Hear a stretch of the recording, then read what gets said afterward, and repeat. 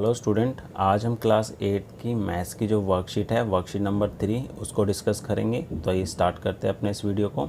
तो आज का जो टॉपिक है वो है नेगेटिव रैशनल नंबर्स।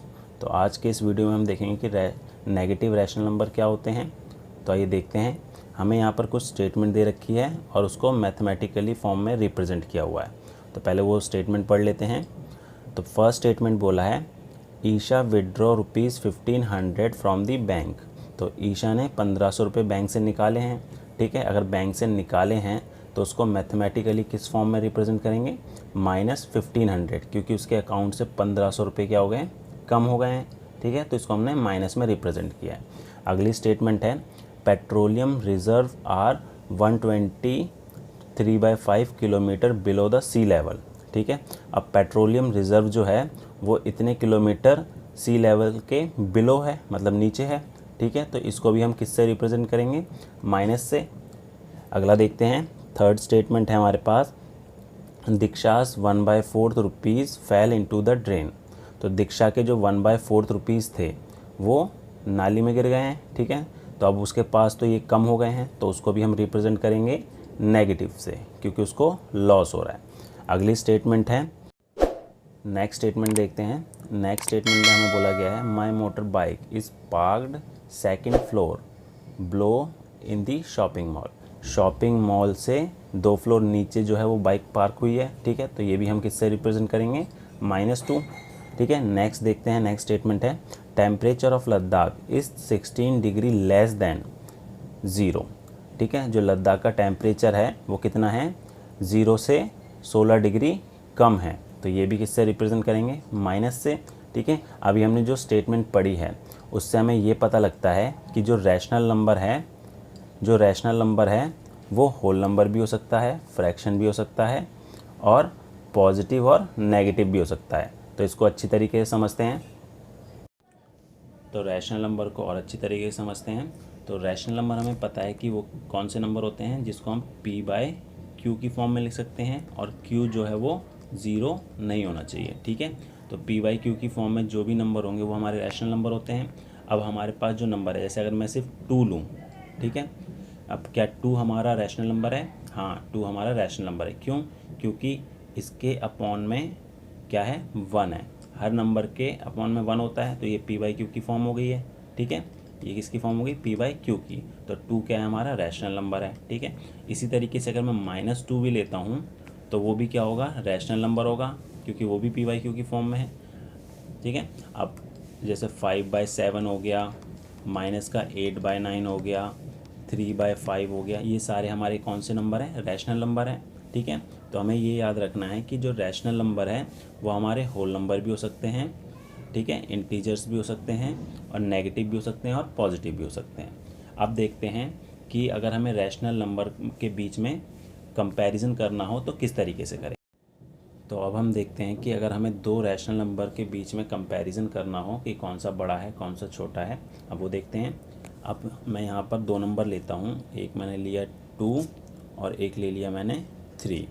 तो हमें यहाँ तो सिंपली दिख रहा है कि 3 जो है वो बड़ा है। ठीक है, अब इन्हीं नंबर को अगर मैं नेगेटिव में लिख दूँ, -2 और -3, तो अब इनमें से कौन सा नंबर बड़ा हो जाएगा? अब इसमें बड़ा हो जाएगा ये जो -2 है, वो -3 से बड़ा हो जाएगा। ठीक है, और एक नंबर हमारा नेगेटिव हो और एक पॉजिटिव हो, जैसे -5 है और एक हमारा है 2 है।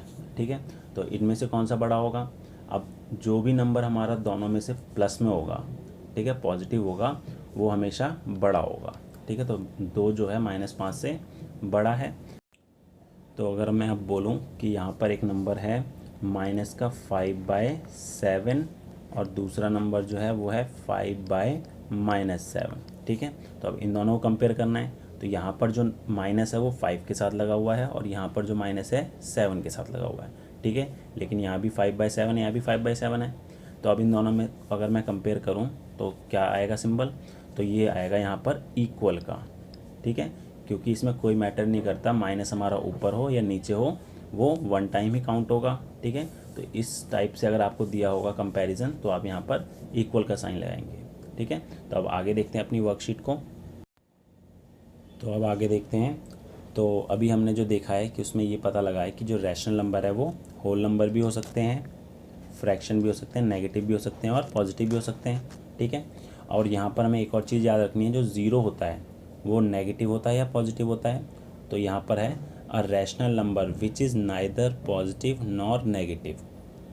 ठीक है। ज़ीरो जो है ना तो नेगेटिव होता है और ना ही पॉजिटिव होता है, ये आपको याद रखना है। अगर आपसे कोई पूछता है कि ज़ीरो कौन सा है, नेगेटिव नंबर है या पॉजिटिव नंबर है, तो आप बोलोगे ना ही ये नेगेटिव है ना ही पॉजिटिव है। अब आगे देखते हैं क्वेश्चन। अब हमें यहाँ बोला है विच वन इज़ ग्रेटर, -26 और -7।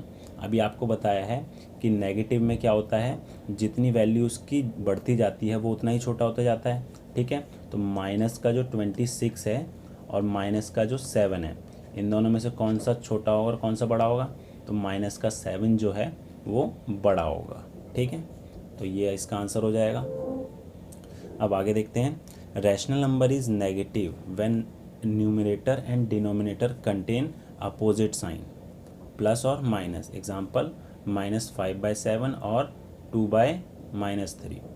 ठीक है। तो इसमें ये बोला गया है rational number is negative when numerator and denominator contain opposite sign.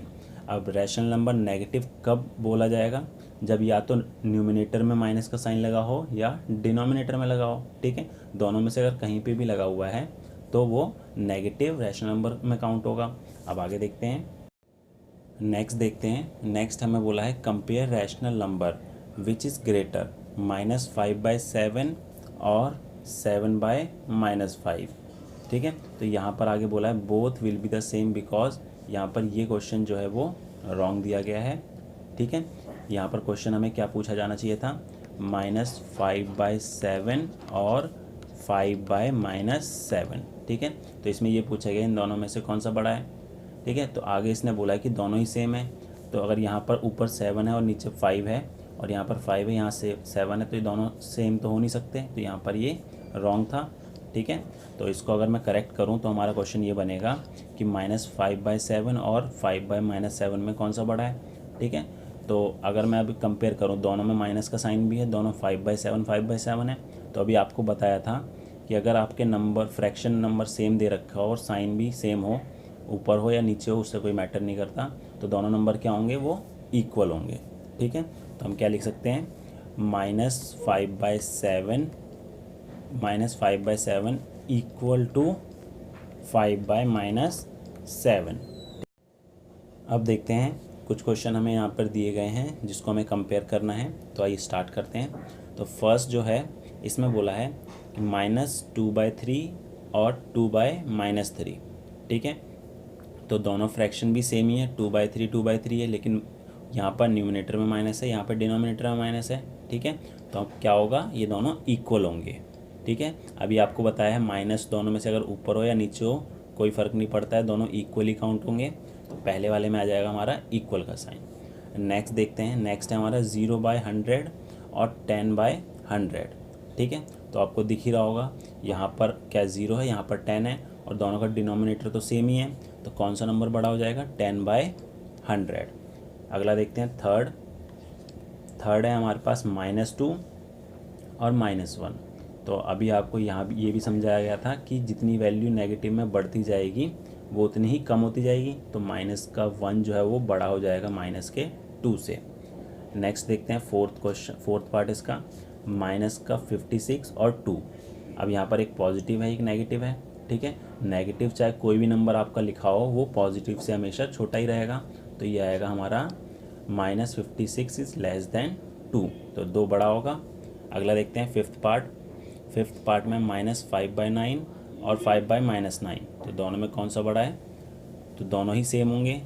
ठीक है। तो ये हमारा आ गया इक्वल का साइन।